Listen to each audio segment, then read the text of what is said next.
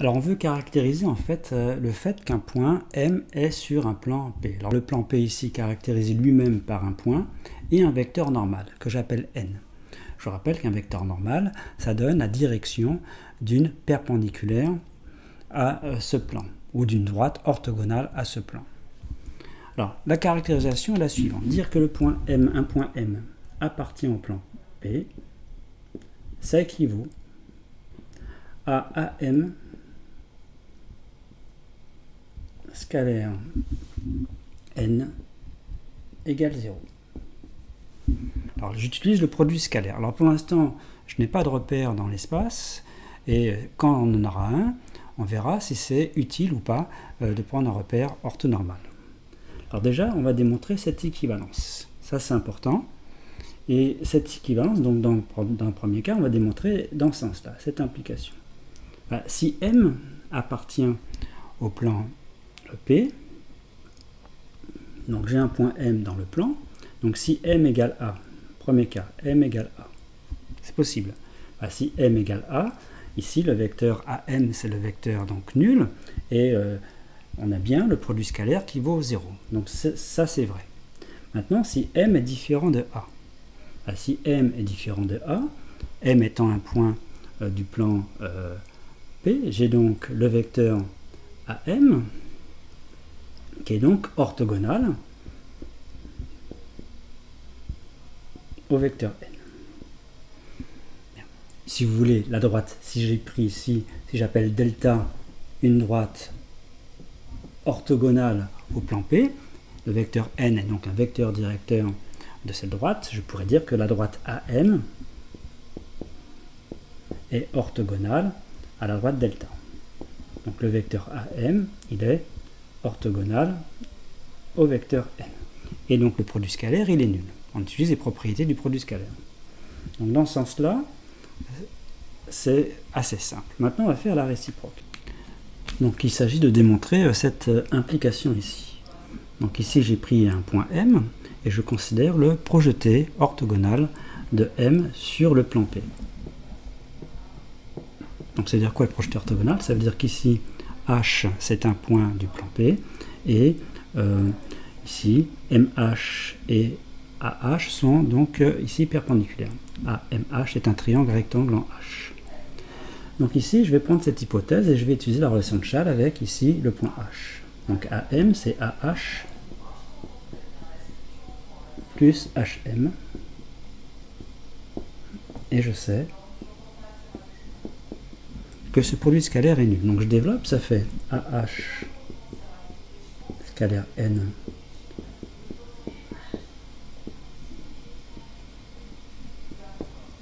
bon. Or, on sait que H est sur le plan P. Donc on a dit tout à l'heure que quand on a un point sur le plan, on sait que le produit scalaire AH par N est nul. Donc ça, on sait que ça vaut 0. On utilise l'implication précédente. Donc on obtient que HM scalaire N égale 0. Or, HM et N sont collinéaires. On sait que quand vous avez deux vecteurs collinéaires, le produit scalaire, c'est soit le produit des normes, soit moins le produit des normes. Donc c'est plus ou moins HM fois la norme de N. Mais la norme de N est non nulle. Donc ça veut dire qu'ici, que HM vaut 0. Cette longueur-là vaut 0. Mais dire que cette longueur vaut 0, ça veut dire que M égale H. Donc on a démontré que quand ce produit scalaire est nul, c'est qu'en fait M est confondu avec son projeté orthogonal sur le plan P. Donc autrement dit, M est sur le plan. Donc on a démontré la réciproque.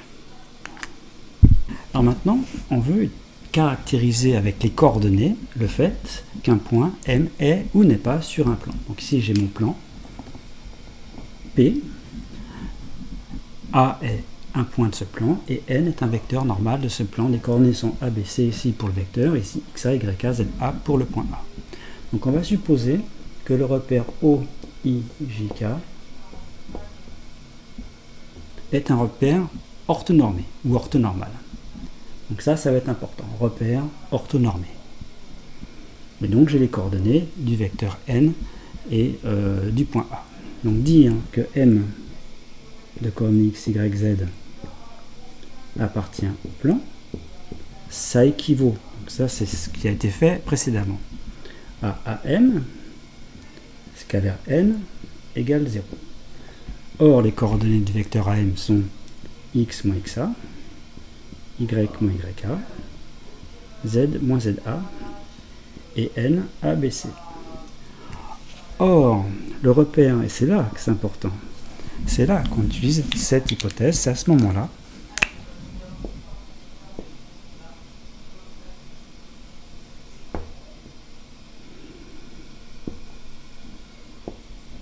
puisque le repère est orthonormé, on a une expression du produit scalaire.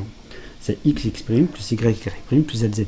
Donc ici, ça fait a facteur de x moins xa plus b facteur de y moins ya plus c facteur de z moins za égale 0. Donc je vais développer, je vais tout développer. Ça équivaut ici à ax plus by plus cz plus d égale 0. Alors le d ici, où d égale, d c'est moins axa moins byk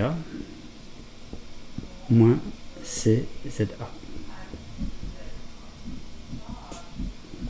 Donc dire qu'un point de coordonnées x, y, z est sur ce plan, ça équivaut à ax plus by plus cz plus d égale 0. D étant ce nombre-là. Donc ça s'appelle une équation cartésienne du plan P. Équation cartésienne du plan P. Et A, B, C sont exactement les coordonnées d'un vecteur normal de ce plan. Donc évidemment, ça va avoir beaucoup d'utilité. Je vais donner un exemple. Alors si je donne un plan caractérisé par un point de ce plan et un vecteur normal de ce plan, eh bien j'écris directement m de coordonnées x, y, z appartient au plan. Ça équivaut, je refais exactement tous les calculs. Ça fait am scalaire n égale 0. Donc ça sous-entend ici que le repère est orthonormé. Donc ici ça fait x moins 1, y et z plus 2. Et n, 1, 0, 2. Et j'écris le produit scalaire. Ça fait 1 fois x moins 1 plus 0 fois y plus 2 fois z plus 2 égale 0. Ça fois ça, plus ça fois ça, plus ça fois ça égale 0. Et donc ça me donne x plus 2z moins 1 plus 4, ça veut dire plus 3, égale 0. Donc ça, c'est ce qu'on appelle une équation cartésienne de ce plan. Donc ça caractérise le fait qu'un point de coordonnées x, y, z est ou n'est pas sur ce plan. Il suffit de vérifier cette équation. Par exemple, si je prends... Alors vous voyez que y n'intervient pas ici, c'est-à-dire que je peux prendre n'importe quoi comme valeur de y. N'importe quelle valeur de y ici. Donc par exemple, si je prends z égale 0, si je prends z égale 0 ici, ça fait x égale moins 3. Ici, je prends ce que je veux comme y.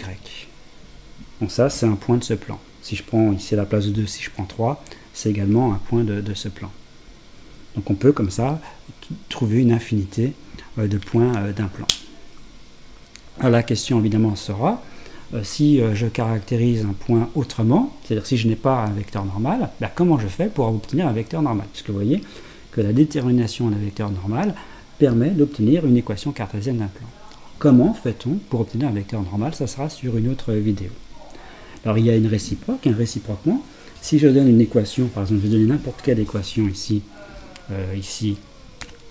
par exemple 3x moins y plus 2z plus 4 égale 0.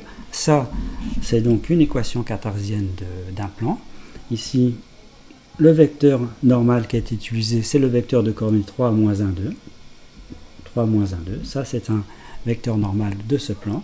Et comment obtient-on un point? Eh bien, on obtient un point en prenant ici ce que l'on veut. Il suffit de prendre x, y une certaine valeur. Par exemple, si je prends x égale 0 et y égale 0, je prends deux valeurs ici pour x pour x et pour y. Donc, et j'obtiens 2z plus 4 égale 0, donc ça fait z égale ici moins 2. Donc ça me donne un point de ce plan et j'ai un vecteur normal de ce plan. Donc voilà une équation cartésienne d'un plan. Bien. Alors, au niveau de la rédaction, je vous conseille, quand vous avez un plan, si vous n'avez pas de vecteur normal, c'est d'en chercher un. Et une fois que vous avez un vecteur normal, c'est de faire toute la rédaction. C'est-à-dire m de coordonnées x, y, z appartient à un plan équivaut à am scalaire n égale 0. Vous écrivez le produit scalaire et vous obtenez donc une équation cartésienne de ce plan. Donc ça, c'est au niveau de la rédaction. Donc dans les prochaines vidéos, donc on verra comment on fait pour obtenir un vecteur normal concrètement et comment donc après on obtient une équation cartésienne d'un plan. Donc ça sous-entend chaque fois que le repère il est orthonormé. Et après, à quoi ça va nous servir dans les exercices, notamment pour revenir sur les positions relatives de plans entre eux ou de droite et plan entre eux. Ça sera donc très pratique. Mais ça sous-entend que le repère est orthonormé.